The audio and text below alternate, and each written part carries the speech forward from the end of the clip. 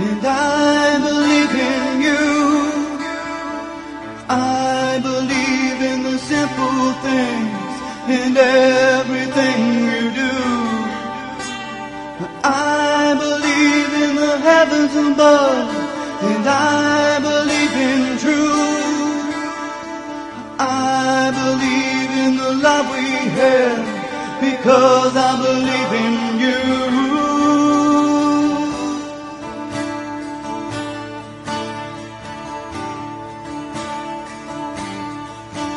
So tell me, do you feel the way that I feel? And tell me, would you give what I'm willing to give?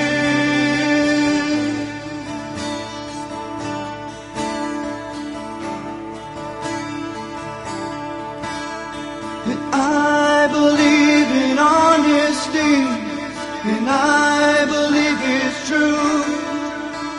And I believe if you set it free, it will come back to you.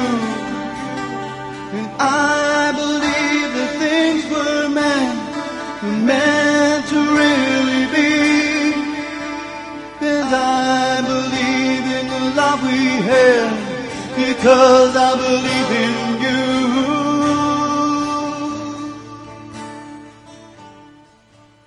And hello, welcome to the show previously known as iCureCancer.com. Now it's Cancer Kickers, and welcome everybody. So happy for everybody to be joining us. I'm pretty excited about this show. We have a spectacular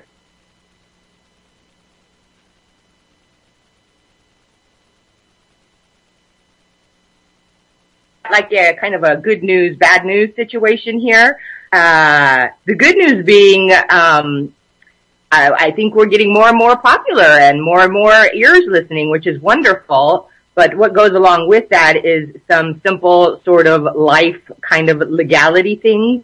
So it's been brought to my attention now that I have to make a disclaimer. So that's the bad news.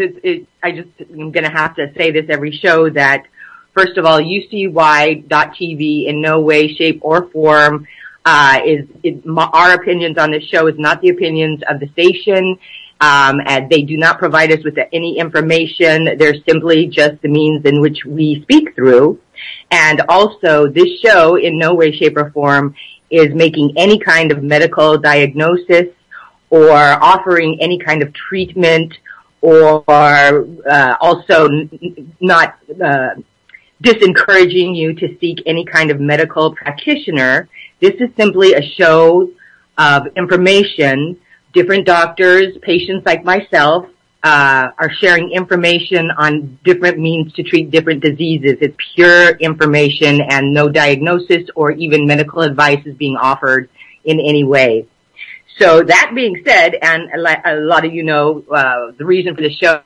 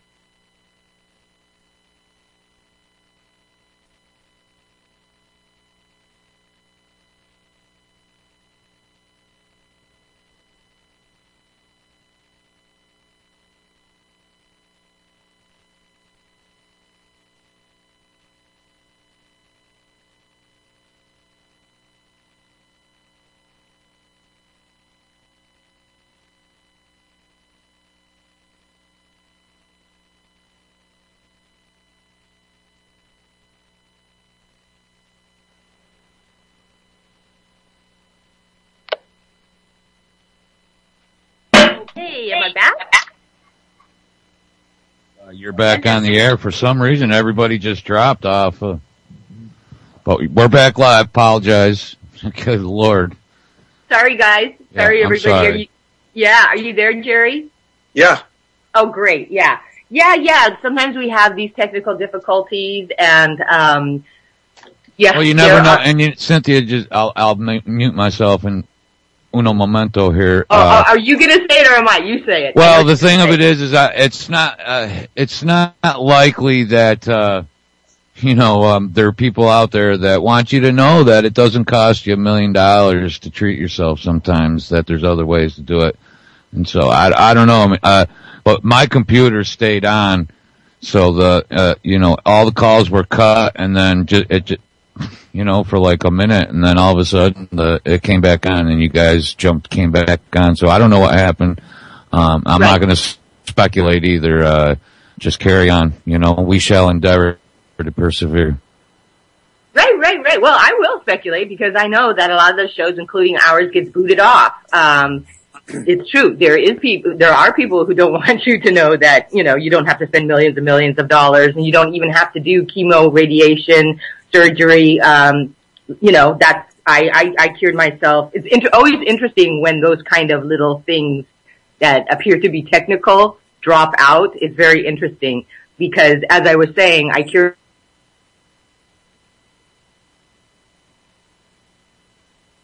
months. Interesting. It's so interesting. Breaking up. So, what was that, Jared? You're fading in and out. I am. Cynthia is? Yeah, Cynthia is affirmative. Oh dear. Is this still happening? It's periodical. So if Jerry, now I'm going to hop off, but if Jerry mentions that you were muted or that you faded out, you might have to repeat yourself now and again. Okay. That's absolutely fine. I have no clue what's going on here, guys. And all my connections seem just fine. My bandwidth is great. The network is running fine. Gotcha. So I'm not really sure what it is. Maybe, atmospheric pressure. I don't know. Conditions somewhere. HARP. Who knows? Well, we've got, the killer of astrologers. So if it is something going on with the atmosphere, he's certainly going to know about it. So, again, I apologize for if there are these technical difficulties, and I hope you can hang in there with us, and we're just going to march through this. And if I am fading out and you don't hear something, by all means, please just say I didn't quite hear that, or, just let me know.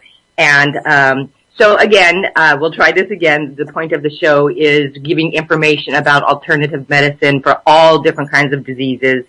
I've stumbled onto a number of different things, not just cancer, AIDS, leukemia, the list goes on and on. So this is a sharing of information, and that's why I'm so excited about our guest. He's incredible, and every moment, every day that I speak to him more and get to know him more, I'm just more blown away by the massive intelligence of this man. And he's lived an incredible life so far, and really, so I feel so honored, and it's such a pleasure to have, I think the best astrologer I've ever met, and his name is Jerry. And hi, Jerry, welcome to the show. Hi. It's fun to be here. Let's see what happens. Yeah. It's going to be wild. It's going to be a wild ride, but I'm sure you're up for it. You're just the type. It's a good day. Yeah. So, I actually, also everybody, if you want to call in and your, as I've posted all over the place, your time of birth and where and, the date, and you have some questions for Jerry, please call in. Like I said, he'll blow you away. Go ahead and call in and, we'll have a little chat with you. In the meantime though, I've got a lot of questions for you, Jerry, because you've lived so many different lives. I was reading your bio and you've done so many things, and I'm just wondering, to begin with, were you born knowing that you could be a healer and an astrologer, or how did you stumble upon doing this? Well, I don't even call myself a healer. Other people call me a healer. I think the only force of healing is life itself. So, healers don't heal anybody. You heal yourself. And the people who call healers are just facilitators for the process of your healing. And they know how to hold the space, and they might have some tools to allow you, because you get a cut, it's going to heal itself. You don't have to do anything. And everything else pretty much will do itself if you allow that to happen and you're open to that possibility. So I see it's obviously been shown that there's nothing that can't be repaired in the body if you trust and you have that sense of surety about it. And that's how it is. But for myself, I just grew up as a normal person in a normal family in a kind of a middle class thing in New York City. And my father died when I was 22, the same month I graduated from college, and that kind of set me off on a whole different direction. And that's why I ended up going to Nepal back in 1971. Took a bus from. Yes. I wanted to ask you about that. Well, that was the adventure of a lifetime, really. And I lived there for a couple of years, and when I lived there, I got to experience the beauty of the native peoples there. And the yearly income was $50 a year, so they were very poor. They didn't have anything, but they had the most beautiful hearts, and they just took people in as though they were a member you were a member of their family, and that saved my life. And you don't get to in the old days, education was about travel. You didn't really get an education until you went somewhere else, and then you could see your own environment from the perspective of different eyes. And then that's how you learn, is by exposing yourself to different environments and seeing the difference. But then I ended up being very sick. I had cancer in my early 20s, and I fractured my spine, and I was pretty psychotic at one point and pretty desperate. And I've had to manage my way through these things and come out the other side. And so I have in my horoscope, I have the principle of the wounded healer is rising in the East. And whatever principle in your horoscope is rising in the East is really your mythology, your personal mythology. And that doesn't show up immediately, it just shows up over time. But really, we're shaped by the things that damage us, really. That's how it is for most people. Right. And so I got damaged quite a bit, and I've had to come out of some pretty dark, deep places. And so really, when I work with people, I don't feel like they're anywhere where I haven't been already, for the most part. Right. So that's just it. You want to learn. I have a horoscope of an astrologer, and I have a horoscope of somebody who is very big, interested in the nature of reality and why am I alive and who am I and is there any order to this universe that we're living in? And my own curiosity and desperation has forced me to take big risks and given me big answers. So, wow. So that's, you're shaped by your challenges, really. Well, yeah, the great ones say that there really is no human teacher. Humans stimulate each other's thought, that there's only one teacher, and that's life experience. And, it's certainly true for me. What's so interesting to me is that I have been doing radio pretty much since 2010. Back when I was hosting Spiritually Speaking Live, we had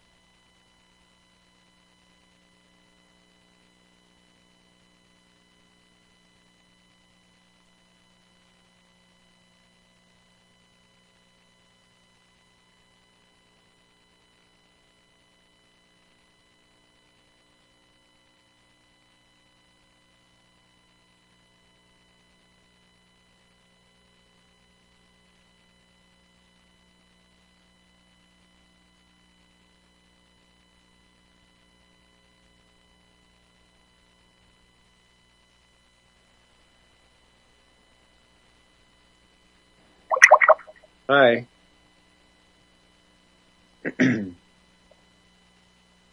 Hello? Hi. Hi, Jerry. Are you there, JJ? You guys are live again. Oh my God, you guys, I'm so sorry about this. Well, okay.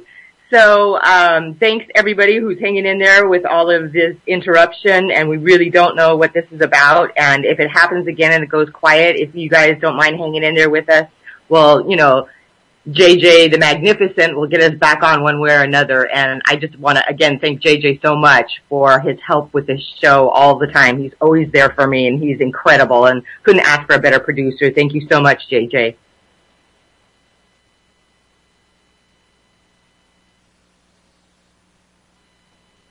It's my pleasure for you. Okay. Are you still there, Jerry? Yeah, I'm here. Great. Okay.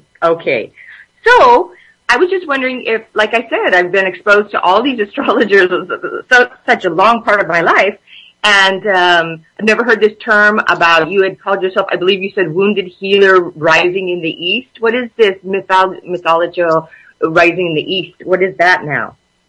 Well, you see, when we do astrology, we take a picture of the moment that you're born and where the planets are positioned in relationship to the north and south and east and west.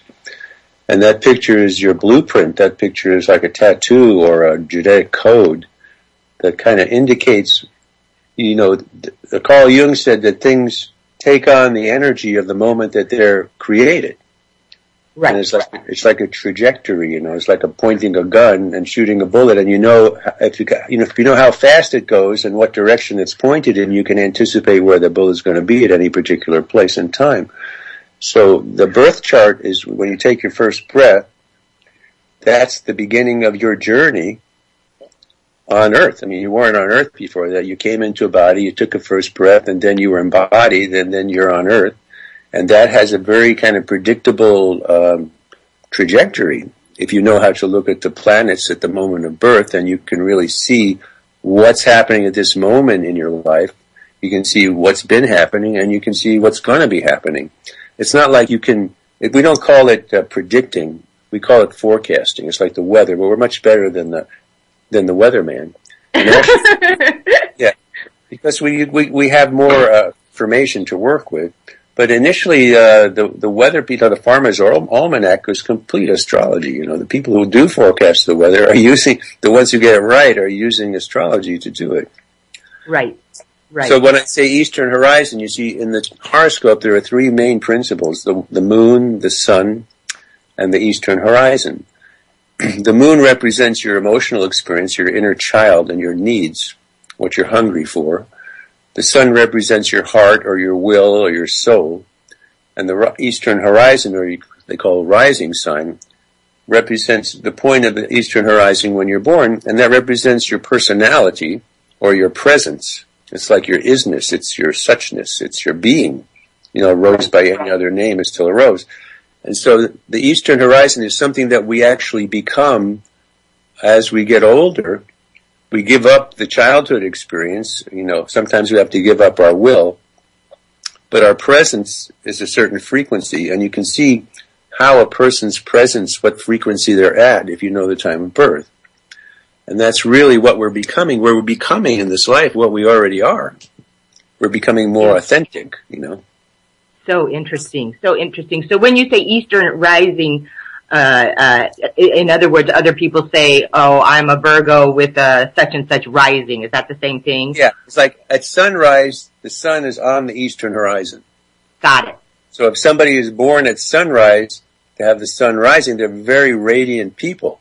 I know movie stars, a lot of them they were born at the sunrise, because when it's been dark all night and the sun comes up, your eyes immediately go to the sun, because that's the warmth. That's the soul. Right. That's the life force. Without the sun. Since I was born in the middle of the night, does that explain why I'm such a drip? Well, people who are born at night are not really visible. They're not visible.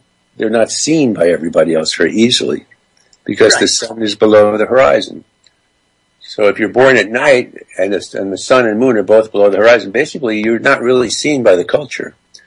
But if the sun, let's say, is I just looked at somebody's chart today down at the coffee shop here in Topanga.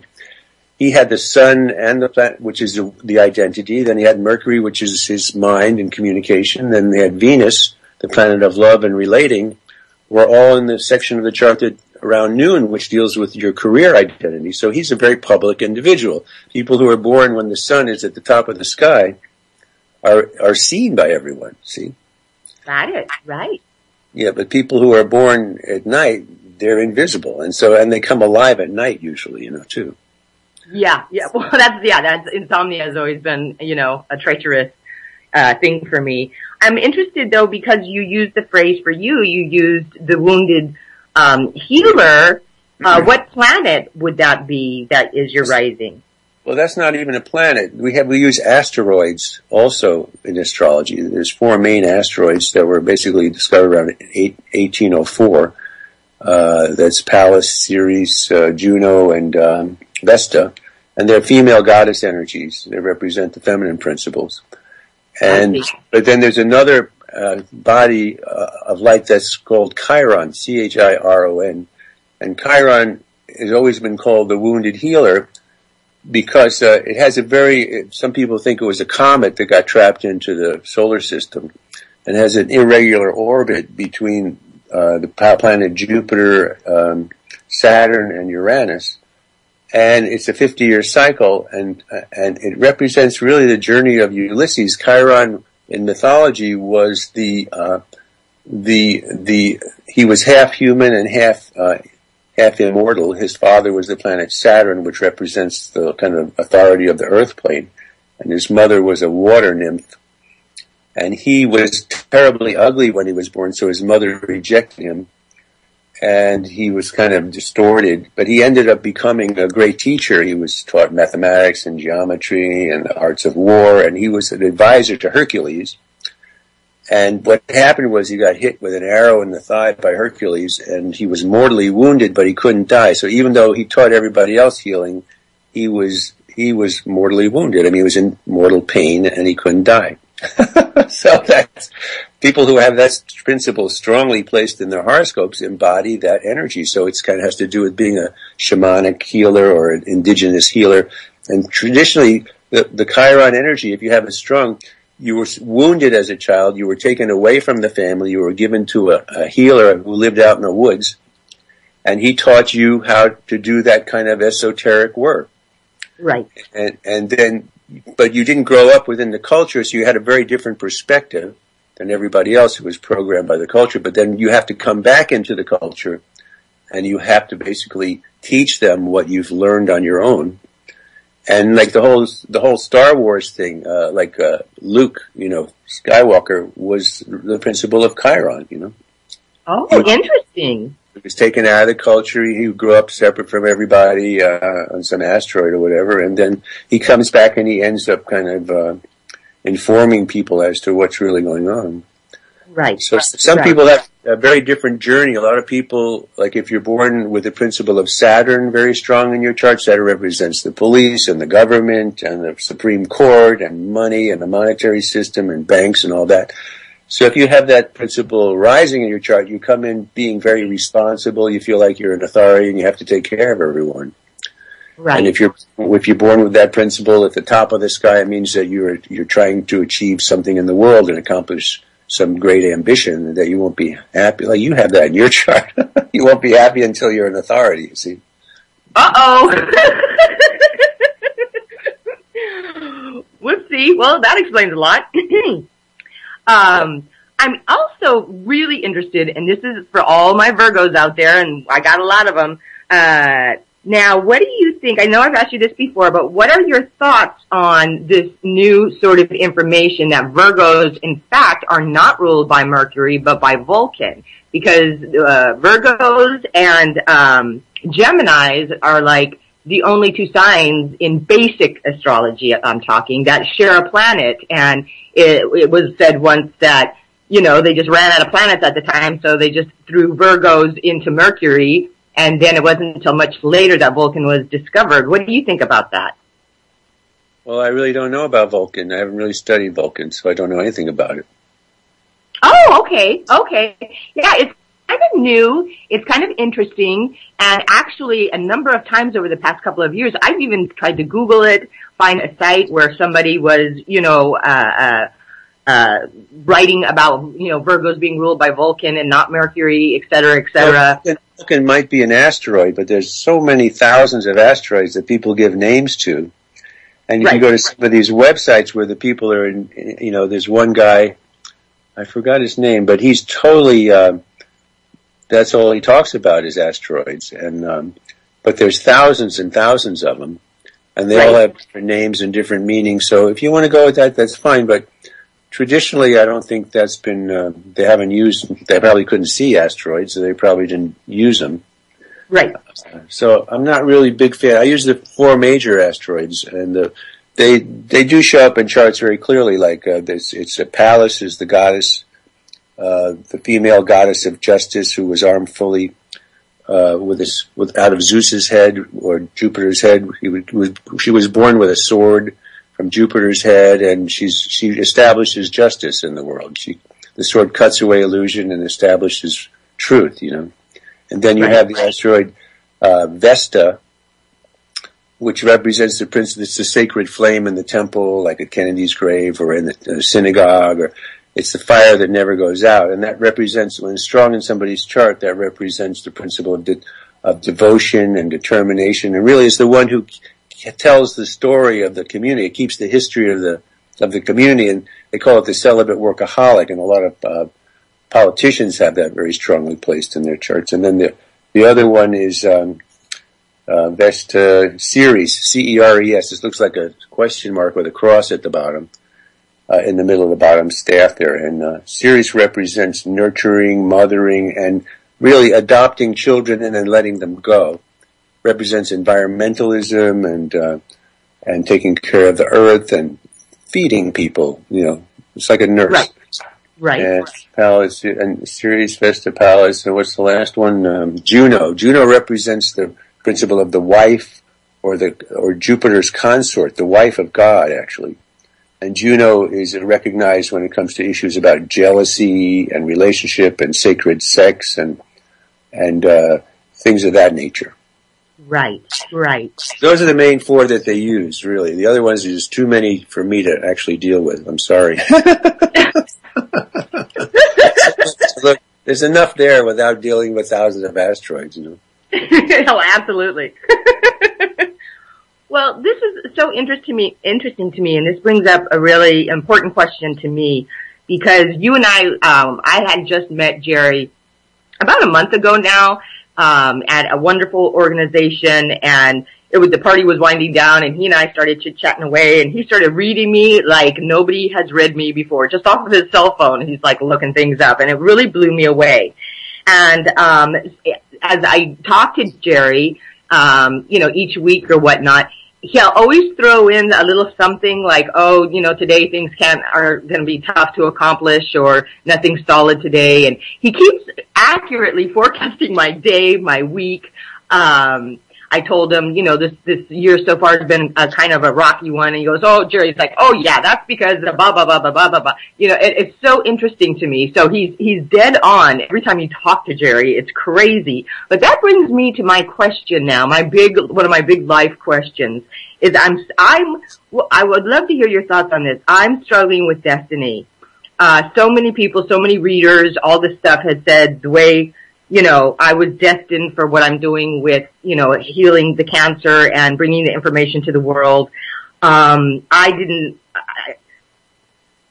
Do we have a choice, or because as we're coming in, as you said, as we're born, we take our first breath. I understand that, all of the energies are there. I completely understand that, and I understand the physics of it. And yet, do we have a choice, or was this already pre-paved and there's no choices whatsoever? You always have a choice. That's the thing. You see, your planets, really, the thing about astrology is the culture programs you to be a drone. That's the program. They don't want you to, be anybody. I mean, this system suppresses the individuality of a person. Absolutely. And they take to shape you and mold you, and okay, you're sick, take this drug and take that drug, and this is how we do it here, and or, get good grades, you'll go to college, and then you'll be successful. This is, and they don't individuate, they don't identify the uniqueness of the individual. It tries to put you into a herd and label you and say, oh, you are this. But really, astrology identifies your divine blueprint, and really, the chart does not really. The chart isn't, when you see, in the old days, only kings did their horoscopes, okay? The common people never did their horoscopes. It wasn't done. Just the king. And he was informed by the astrologer, if he should marry this person, when there'd be a drought, when the enemy king was going to be invading. So he was a very, very valuable guy to the king, and if he got it wrong, he'd have his head cut off. I mean, it's that simple. Oh, no!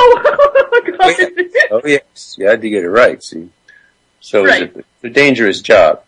But, the astrology chart, it's been put down, I have a great quote by Carl Jung here somewhere. I could read it to you. You want me to read it to you, that quote? Oh, gosh, yeah. Let me read it to you. Hold on, let me get it. Yeah, definitely. Carl Jung was probably the greatest, he really was the father of modern therapy and psychiatry and all that. He was partnered with Freud. He joined Freud, but Jung left Freud in the dust because Freud was convinced that everything had to do with the Oedipus complex. And Jung said, there's a God, and we have to deal with that shit too, Yes. Right? That's the main deal right there. And so he really took it out of the Dark Ages. Jung, this is a quote, people don't know this, but he was an astrologer, and this is his quote. I love to read this to you. It says, this is from Jung's Letters, Volume 2, 1951 to 61, letter to Robert L. Kroon, 15th of November, 1958. He said, while studying astrology, I have applied it to concrete cases many times. The experiment is most suggestive to a versatile mind, unreliable in the hands of the unimaginative, and dangerous in the hands of a fool, as those intuitive methods always are. If intelligently used, the experiment is useful in cases where it is a matter of an opaque structure. It often provides surprising insights. The most definite limit of the experiment is lack of intelligence and literal mindedness of the observer.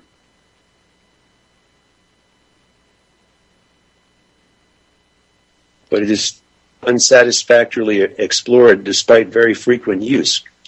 It is an apt tool only when used intelligently. It is not at all foolproof, and when used by a rationalistic and narrow mind, it is a definite nuisance.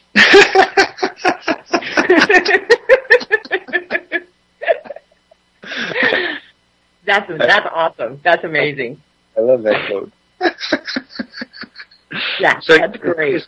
Thing is, the astrology chart, J.P. Morgan, he had an astrologer, and he said about astrologers, he said, millionaires don't have astrologers, billionaires do. Interesting. So, it's amazing because I've worked so much over the years with parents and who's my child, what's my child up to, and I look at the child's chart, I can see exactly what that person and who that person is. And it's so helpful when children get to a certain age, teenagers or whatever, and you can give them that understanding of how unique they are and what will fulfill them in this life. And I've seen a number of children, I've done their charts, and, I would say teenagers or young people, and they just got such a sense of confidence out of it because, they in the school you want to just turn everybody into the same thing, But everybody is uniquely themselves. And so astrology actually identifies what is uniquely yourself, and what you came here to do and what your direction is and when that's going to unfold and what your gifts are. It's extraordinary. It is the metaphorical language for humanity, is what it is. Right. And they call, called psychology, the astrologers call it psychology the bastard child of astrology, actually. Because it's only 200 years old. It's a fad. It's a fad is what it is. Right. I don't want to offend anybody, but, you know, really, it's just, what? Oh, yeah. No, so have you ever seen, like, for example, a child's chart, and then you have a pretty good idea of how this life is going to go, and the life turns out completely different? Have you ever seen that? No. I know, yeah. So it's still kind of interesting to me that I know we say we have a choice, and yet it seems lined up. Now, there's another philosophy that says before we're born, we're pure positive energy, and we had some intentions, general intentions. Yeah, you wanted to have a life. You wanted to have a life. That was your intention.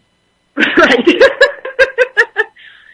So do you give any weight to, for example, whatever you want to call it, pure positive energy or the spirit or what have you? Do you feel that from that form, before we're born, we kind of choose where, how, when, time, all of those things to set up that energy to accomplish the things we want to accomplish? In a way, you could say that. I think that everything has to do with longing, you know.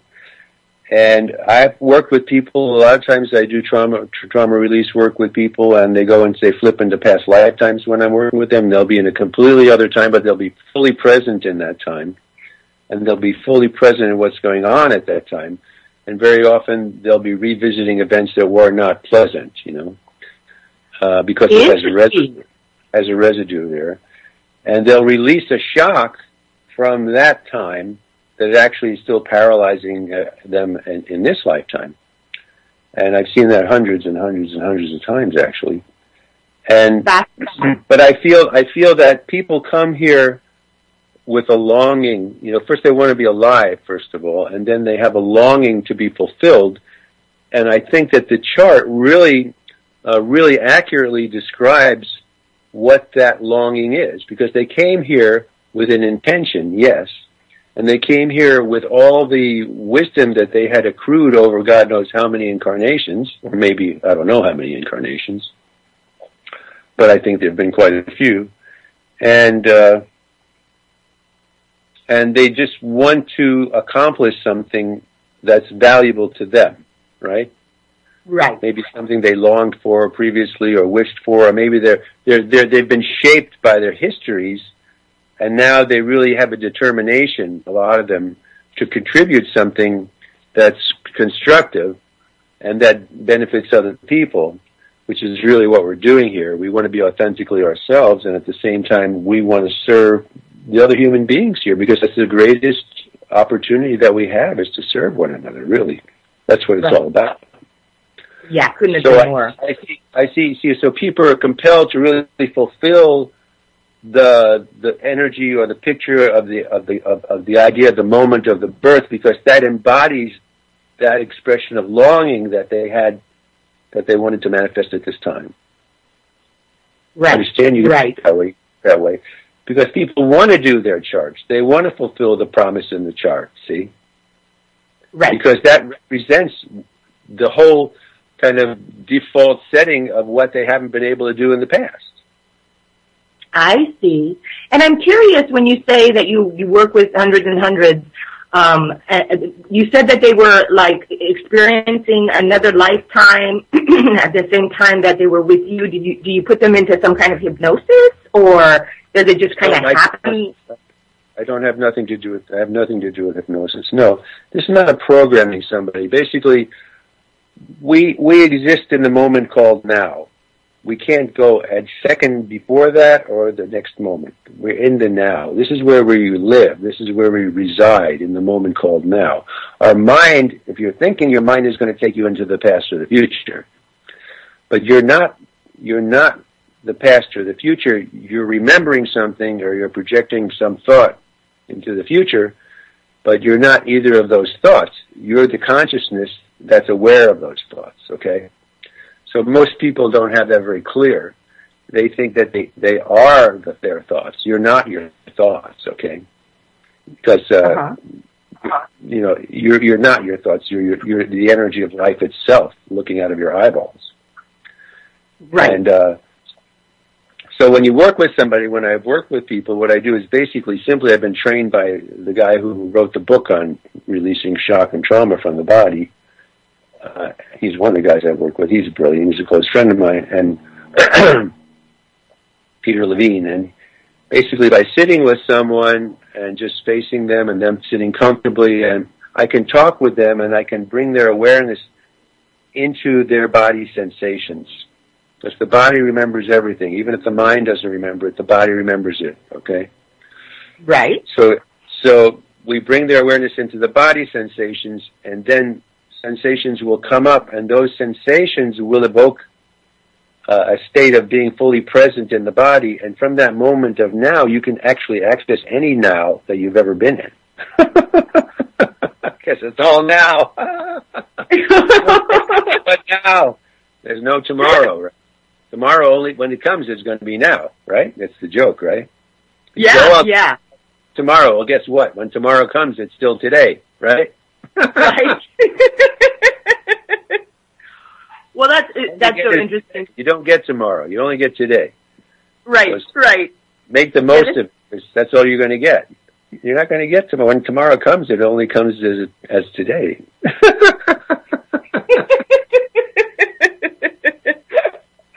Well, that's so interesting that you bring that up too, because that's been another thing that has been in my consciousness for a time now is trying to understand the different physicists and understand what time exactly is.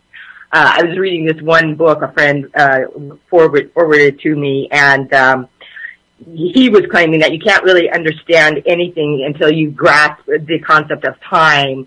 And he was explaining it like he used it as if, saying time is not linear, saying that time is more like if you would a football field, and we can understand like running all the way around a football field in that way, but yet you can actually go directly across, to your childhood or your, From now, you can access any now ever was.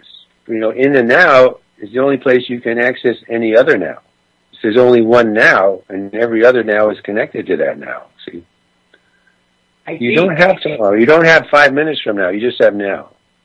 And it's like being in a river. It's like my teacher says, there's no reverse on this car, It's going. You can't stop it. You're going down the river. It's going. You're in the boat. It's going, And all you get is now in the boat. So that's good. The thing is, you want to get good at being in the now. Right. You want to make the most of it. You want to have a nice moment called now. So that's really where the effort is required, is to find out how you can actually enjoy the moment called now. Right. If you're planning for tomorrow, when it comes, it's only going to be now. Exactly. So you want to be really comfortable. He says you want to get really comfortable in the now. Learn how to get comfortable in the now, because that's all you got. Right. But your mind doesn't know what to do. Your mind doesn't know what to do with that information. No, it doesn't. It doesn't. I'm also curious. Speaking of the now, I read a lot of Edgar Cayce and his predictions and how they were all coming true, et cetera, et cetera. And at one point, it was actually his son was re-quoting Edgar Cayce. His son said that someone had asked Edgar Cayce, how in the world are you doing this? It's like you're peering into the future. It's like you're reading the headlines from tomorrow or next week's, newspaper. How are you doing this? And Edgar Cayce, this is not an exact quote, but he said something along the lines of, he said, it's all happening right now. That's how he could look into the future, that the future's happening now. And I could never wrap my mind around that. I just couldn't, you know what I mean? I'm still very obviously programmed about the linear time thing. Well, I guess it has to be experienced. You have to experience it. I mean, you can go from any now to any other now. I mean, I work with people. I remember working with one person, and she was in a state of trauma. This is funny. And we started working, and she went back. She went to a time where she was actually an emissary from the planet Earth, and who was visiting, I don't know if she was from Earth or not, but she was a human, and she was visiting other lower life, less evolved planets with humans on it, or beings who were less evolved than where her planet was. And so she was kind of an ambassador, and she went to this one planet to kind of inspire them or whatever, and they ended up locking her up in jail for many years. And then in that jail cell, so in the session I did with her, she was back in that jail cell on that other planet. Wow. And believe it or not, that was the experience that was going on. And she was so sick of being in, so she actually figured out how to, astral travel to other places so she could travel around while she was locked in that jail cell. Wow. But her body was still in shock from the shock of being in jail. So we somehow the body released that shock, or whatever energy, we could say the body, or it was whatever in the soul, or whatever her energy pattern was holding that. And then she became freed up, and then she felt a lot more liberated after that session. Interesting. Now, can as far as your work, because we have, we're in different countries, the station and whatnot, can people still get the same if they call you on the phone? Can they still get the good results, or do they have to be sitting in front of you? No, absolutely. I've worked with people all over the world on the telephone, and it works just as well. It just basically doesn't matter if they're in Australia. Or I worked with this one 81-year-old lady in England who fell down on the bus, and she was afraid to walk anymore. And so her daughter called me and asked me if I would work on her. So I did work on her on the phone twice. And after that, she was fine. Wow. That's amazing. She wasn't falling down anymore. She wasn't afraid to fall down. Yeah, I worked with this other, this is really something. I have a dear lady here in Malibu that I was just happened to run into, and she was upset because her sister was dying in New York, and she was afraid to get on a plane. She was phobic of going on an airplane, so she was terrified she couldn't go on an airplane. I said, no problem. So I worked with her like 2 or 3 times, and she lost that phobia, so she was able to go back and be with her dying sister, and she was very grateful about that. Wow. That's amazing. So, like I say, you expand far beyond what any experience I've ever had, really, with what people call an astrologer. You're just so much more. Even though there's no such thing as time, there's only a now, but I am looking at what is perceived to be time. This hour is just flying by. I wanted to give you an opportunity right now to tell us how to contact you, your websites, et cetera, that information for the listeners who would want to contact you and work with you. Well, I don't have a website up right now. Somebody worked on something. I had one a while ago, but I let it run out. But you could always email me. My email is very simple. It's breathing101@gmail.com. Breathing, like breathing in and out, 101@gmail.com. Perfect. Yeah, I thought I was wondering why you chose that as an email address. I really liked it, breathing. Was there any great... I like breathing too. I missed that. What'd you say? I said I really like breathing too. Yeah. Well, so in the about 10 minutes that we have left, is there anything that you would like to tell the listeners? Is there anything in particular that you would like people to know, either about you or your work? Well, if I'm in LA, I can go to your house if you want me to. I live in Topanga. Sometimes it's easier for me to go where you are. I like to drive around and meet new people. Sessions go, that kind of session, the trauma session, the astrology sessions, I have to prepare for. You can call me and just tell me your birth information. You need to know the time. And I can do it just, if you call me, I can just put it in the computer right away and just tell you what's going on. If you have a specific question, I can help you figure that out. Or if you're getting along with somebody or not getting along with somebody and need their horoscope information to see what the dynamics are between you and that person, and if you're compatible or not, we can see that stuff. Right. If you're planning on moving somewhere, you can see what's a good location or not.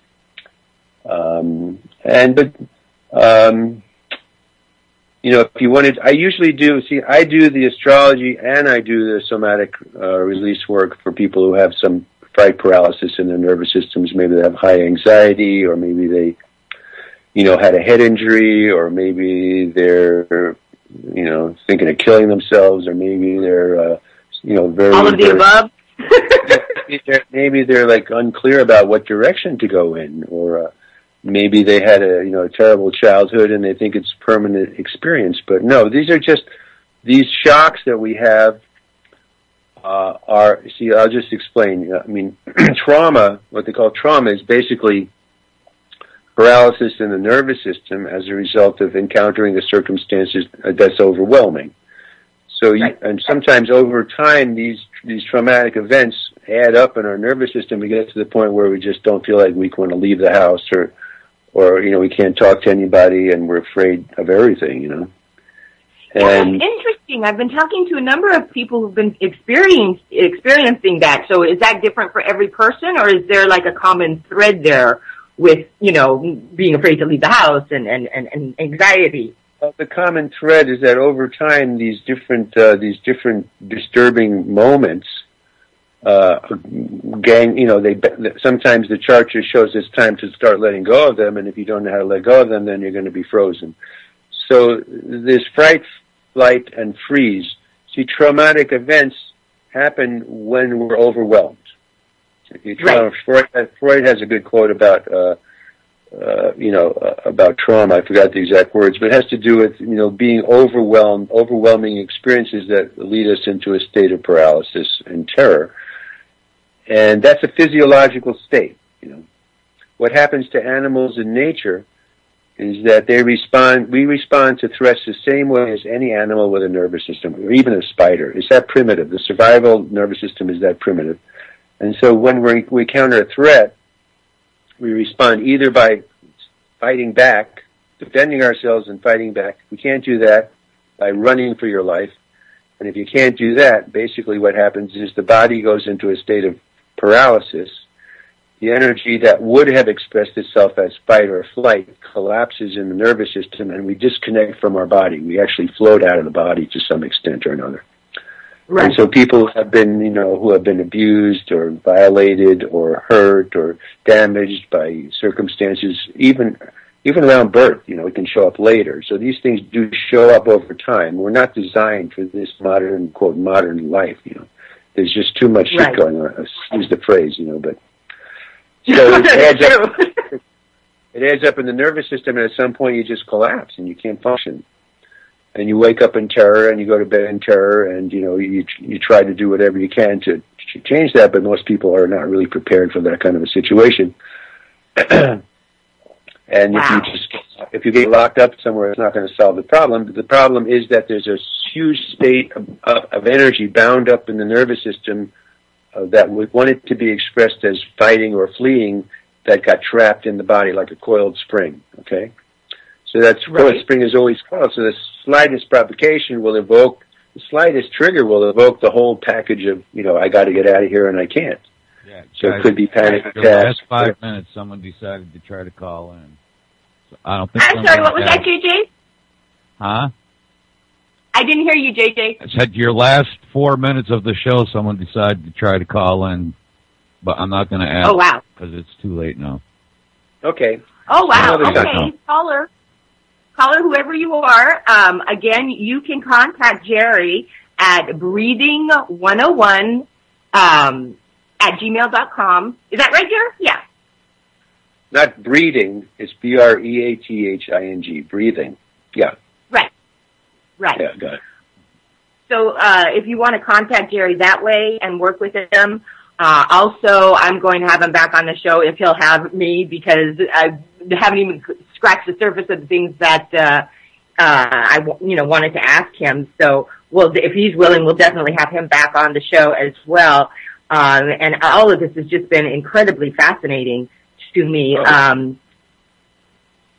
And so back to, the trauma and the coil. And so when you're working with someone, and how long do the sessions last? About an hour or longer? But you never know. It could be an hour, it could be an hour and a half, it could be longer. I mean, it just depends on how well their nervous system, responds to the process. But basically, I just allow the body to go back into these events where they were paralyzed with fear, and we give the body permission to be there, to be frozen, to be paralyzed, and then it will release that paralysis from the nervous system because it's designed to do that. See, in herd animals, they surround the fallen prey, they give it their undivided attention, they post sentries so the predator doesn't come back, and the animal lying on the ground will lie there, and then it'll start to shake and tremble and convulse, and that's discharging that coiled spring energy. So our bodies know how to do the same thing, and, a practitioner can of this kind of work can evoke that response, and then you're no longer in that state of paralysis, so your life starts to flow again. And maybe just a few sessions will actually evoke that kind of a profound change in your life. Wow, that's incredible. It makes all the sense in the world, and that is so incredible. So I just wanted to... I would recommend people to Dr. Peter Levine's work, Dr. Peter Levine, Levine, and you can see Peter talk on YouTube, Dr. Peter Levine, Levine. He's a close dear friend of mine. We're like brothers, and he wrote the book on this subject, and there's a lot of great books he's written, and he's really the guy you want to learn from, or at least understand. Right. Well, one more time, because the music always seems to jump in the middle of conversations, but one more time, this is Jerry Greenberg. I hope you've enjoyed the show. He's amazing, and you can contact him at breathing101@gmail.com. And I want to just thank you so much, Jerry, for coming on the show. It's just been such a pleasure. Like I said, I have a gazillion more questions for you. And in a sense, it's kind of nice maybe that people weren't calling in today just because, you know what I mean, you're so fascinating, and we want to hear from you and hear about all your information. So I want to thank you again so much for being on the show. Is there any last words you'd like to leave us with? Well, just don't worry, be happy, And there's more to it. There's more to it. We'll talk about it later, okay? Oh, absolutely. But you came here to enjoy your life, so whatever does that for you, please do it, And the rest of it, I have some insider information I'll share with you another time, okay? Sounds great. It sounds great. And again, if anyone wants to contact me, you can certainly reach out on Facebook, either J. Cynthia Brooks Official or J. Cynthia Brooks House of Healing.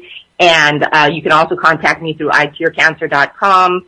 And a shout out to Ian Jacqueline, who created iCureCancer.com, and that's an incredible website.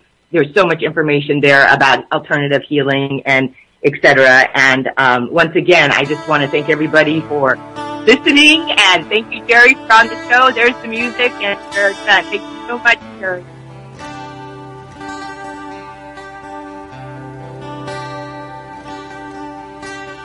I believe in angels, and I believe in you. I believe in the simple things in everything you do. I believe in the heavens above, and I believe in truth. I believe in the love we have, because I believe in